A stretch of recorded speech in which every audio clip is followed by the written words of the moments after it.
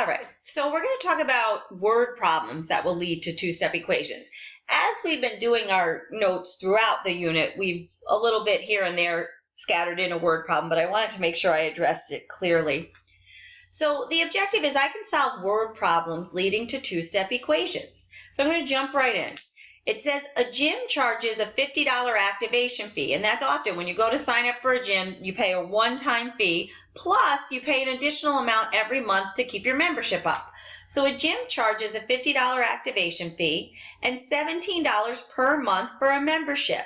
If you spend $356, for how many months do you have the gym membership? So as soon as I see for how many months do you have the gym membership, I'm going to let M, you always try to write a let statement, let M equal the number of months that you have your membership. And now we're just going to translate this. So we have $356 to spend. There's this $50 activation fee. That's a one-time fee. And then it's $17 per month. As soon as you see per month, and we've let M be months, that translates into 17M. 17 times M. 17 per month. M is our number of months. So that's where I come up with my 17M here. It's $17 each month, plus that original $50 to activate your membership. And you're only wanting to spend $356, and you're wondering how many months can I work out at this awesome place. So now I'm just going to solve for M. So I look to the side with my variable. I always undo my addition or subtraction first to move all of my constants over to the right-hand side of the equal sign if my variable's on the left. So I'm going to start by subtracting 50 on each side. I then have 17M equals 356 minus 50 is 306. Then I look at this and I say, okay, 17 times M, how do I undo multiplication? I undo multiplication through division. So I'm going to divide the left-hand side of the equal sign by 17. If I divide the left-hand side by 17, I also need to divide the right-hand side of that equal sign by 17, so the equality remains. Oops, sorry, let me go back to the last slide. I was trying to erase that. One of those 17s looks really ugly. Let me just see. That should say 17. Okay, 17 divided by 17, fancy form of 1. So our number of months is 306 divided by 17. I don't know, what 17 times 10 would be 170 times 20, I don't know, let's try 17 times, let's start with 17 times 20. Is that going to get us to 280? 0, 2 times 7 is 14, 2 times 1 is 2 and 1 is 3. No, that gets us to 340. Obviously, I'm not a good estimator. So 20 is too high. Let me just try another number. 17 times 20 was too high, but not terribly too high. Maybe 18? Let's check. 8 times 7 is 56, looking more promising. Oops, put down a 6, carry a 5. 8 times 1 is 8, and 5 more is 13. Put down a 0. 1 times 7 is 7. 1 times 1 is 1. That's a 6, an ugly 6, but a 6. 3 times 7, or 3 plus 7 is 10. Put down a 0, carry a 1, 1, 2, 3, 306. Okay, good. So for 18 months, that person can have that membership for 18 months. Let's try another one. This was on the New York State test from 2016. It says the perimeter of a certain pentagon is 10.5 centimeters. That gives us the perimeter. 4 sides of this pentagon have the same length, and they label each of those H in centimeters H. And the other side has a length of 1.7 centimeters, as shown below. What's the value of H? Okay, so the important part is you need to understand perimeter. Perimeter means the distance around the outside. So to find the perimeter, I add up all the sides, and that will give me the perimeter. That's how you find the perimeter. It's the distance around the outside. So if I add up all my sides, I have 1.7 plus h plus h plus h plus h. 1, 2, 3, 4 h's. Okay, good. Equals whatever my perimeter is. My perimeter is 10.5. So that's how I set up my equation. Now I'm just going to solve my equation. I first have to combine like terms. 1h, 1h, 1h, 1h. Oh, that's 4h. So I have 1.7 plus 1, 2, 3, 4h equals 10.5. And then we'll subtract 1.7 on each side. I know if my variable's on the left, I first want to move all my constants over here to the right to be together. So on the left-hand side, I'm left with 4h equals. On the right-hand side, make that a 0, make that a 10, bar that, make that a 9, make that a 15. 15 minus 7 is 8. 9 minus 1 is 8. What's the operation between the 4 and the h? Between the 4 and the h is multiplication. How do we undo multiplication? Undo multiplication with division. I'll divide the left side of the equal sign by 4. Therefore, I have to divide the right-hand side by 4. H will be equal to.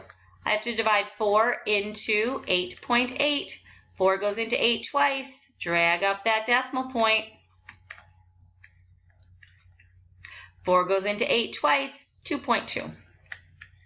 So the answer is 2.2. You can always check to be sure.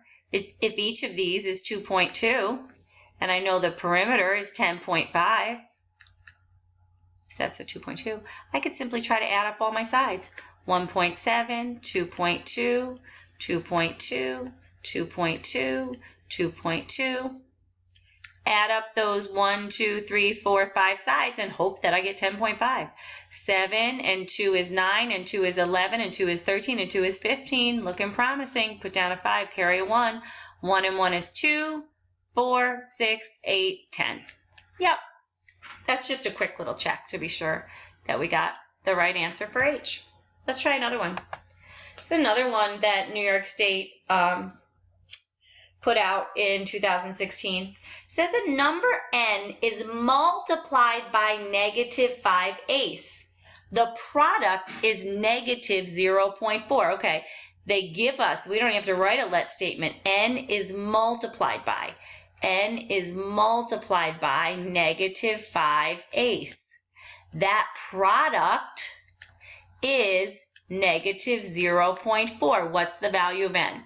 Okay, the first thing I would do here is I would put negative 5.8 in front of the n using my commutative property for multiplication. Just reverse the order in which I'm writing them because we normally put our coefficient in front of the n. Also, I'm going to look at it, I'm going to say, wow, all my answers are in fraction form. So you remember back when we did our signed number unit, if all my answers were in fraction form, I'd want to change this decimal into a fraction. Well, negative 0.4, 4 is in the tenths place. That's negative 4 tenths. Negative 4 tenths, I could divide my numerator and denominator by 2. Won't change the value. 2 over 2 is a fancy form of 1. Negative 4 divided by 2 is negative 2. 10 divided by 2 is 5. So on this side, this is really negative 2/5 written in fraction form. Negative 0.4 is the exact same number as negative 2/5. But because my answers were in fractions, I decided to rewrite each of my numbers in the problem in fraction form. So now I'm just trying to solve for n. What's the operation between the negative 5/8 and the n? The operation is multiplication. How do we undo multiplication? We undo multiplication with division. If I want n by itself, I'll just divide this side by negative 5/8. I'm going to divide the left side of my equal sign by negative 5/8. I'll need to divide the right side of my equal sign by negative 5/8. And then let's go ahead and handle that. Negative 2/5 divided by negative 5/8. We keep my negative 2/5. We change our division and multiplication. Then we multiply by the multiplicative inverse of negative 5/8, which would be 8 over negative 5. And again, I don't care if the negative sign goes on the top or bottom. And now that I've done that, I'm going to multiply straight across the top, straight across the bottom. I'll get negative 16 over negative 25. Negative times a positive is a negative. A positive times a negative is a negative. And then here I have negative 16 divided by negative 25. Negative divided by a negative is a positive. 16 over 25. So it must be 16 over 25. It must be letter D. Hopefully that worked out for you. That was a fancy form of 1. We're left with n equals, once we did all this crazy division, we got 16 over 25. Let's see if I put any more problems on this. Oh gosh, I did. Let's see if we have time. This is another one that New York State asked. It says, when Keisha installed a fence along the 200-foot perimeter, again, it's a perimeter, of her backyard, she left an opening for the gate in the diagram shown below. She uses X to represent the length of the gate. Okay.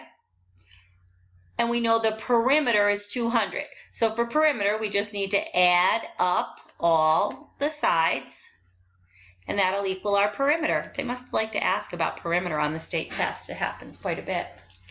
All right, so I need to add up all my sides, and that'll be equal to my perimeter. I know my perimeter is 200 feet. If I want to add up all my sides, if this side is 30, I know this side is 30. Here, if this is 60 and that's X, that side is 60 plus X. If the bottom side is 60 plus X, well then the top side is 60 plus X. Hopefully you can see that. 60 plus X gives the entire side. And on rectangles, opposite sides agree. So now I just have to add up all the sides. I have to do 30 plus 30 plus 60 plus X plus 60 plus X. I usually just then cross off to make sure I've added everything up. Now I'm just going to combine my like terms. 30 plus 60 plus 60. 30 and 30 is 60, and 60 is 120, and 60 more is 180. 180 plus X is just 2X equals 200. You can see there's 2 X's. That's why it's 2X, and then we just add up all our constants. So to solve for X, first I'm going to move all my constants over to the right-hand side. I subtract 180 on the left. If I subtract 180 on the left, I better subtract 180 on the right. So this equality remains. 180 minus 180, bye-bye, those zero out. On the left-hand side, I'm left with 2X equals 200 minus 180 is 20. Now I have to take my 2X, that means 2 times X. How do I undo multiplication? I undo multiplication with division. So I'm going to divide the left side by 2. If I'm going to divide the left side of an equal sign by 2, I had better divide the right-hand side by 2. Last step is always going to be you divide by whatever X have been multiplied by. Fancy form of 1, X equals 20 divided by 2 is 10. Value of X must be 10. And again, we could double check that if we want. If this is 10, that means 10 and 60, that's 70. On top, 60 and 10 would be 70. To get the perimeter, you would just do 70, 70, 30, 30, and I'm really hoping that gets me to 200. 70 and 70 is 140, and 30 is 170, and 30 more is 200. That's just a quick check. I think that's probably the last problem, I hope. All right, yeah, no more problems. I hope that helped a little bit in solving two-step word problems. Take care.